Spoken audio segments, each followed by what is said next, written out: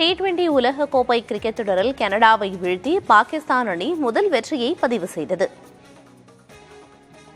New York நகரில் நடந்த 22வது league ஆட்டத்தில் பாகிஸ்தான் கனடா அணிகள் மோதின. டாஸ் வென்ற பாகிஸ்தான் அணி பந்து வீச்சை தேர்வு செய்தது. அதன்படி முதலில் விளையாடிய கனடா அணி 20 ஓவர்களில் 7 விக்கெட்டை இழந்து 106 ரன்கள் மட்டுமே எடுத்தது. அந்த அணியின் தொடக்க ஆட்டக்காரரான ஆரோன் ஜான்சன் 52 ரன்களை எடுத்தார். பாகிஸ்தான் அணி தரப்பில் முகமது அமீர், ஹாரிஸ் ராஃப் ஆகியோர் தலா 2 விக்கெட்டுகளை கைப்பற்றினர். 107 ரன்கள் எடுத்தால் வெற்றி என்ற எளிய இலக்குடன் களமிறங்கிய பாகிஸ்தான் அணி தொடக்கத்தில் தடுமாறினாலும் பாபர் அசாம், ரிஸ்வான் ஜோடி சிறப்பாக விளையாடி ரன்களை குவித்தது.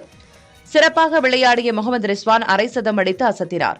இறுதியில் பாகிஸ்தான் அணி 17.3 ஓவர்களில் 3 விக்கெட்டை மட்டுமே இழந்து இலக்கை எட்டியது. இதன் மூலமாக 7 விக்கெட்டுகள் வித்தியாசத்தில் வெற்றி பெற்ற பாகிஸ்தான் அணி இத்தொடரின் மூலமாக தனது முதல் வெற்றியை பதிவு செய்ததுடன் சூப்பர் 8 சுற்றுக்கான வாய்ப்பினை தக்க வைத்துள்ளது.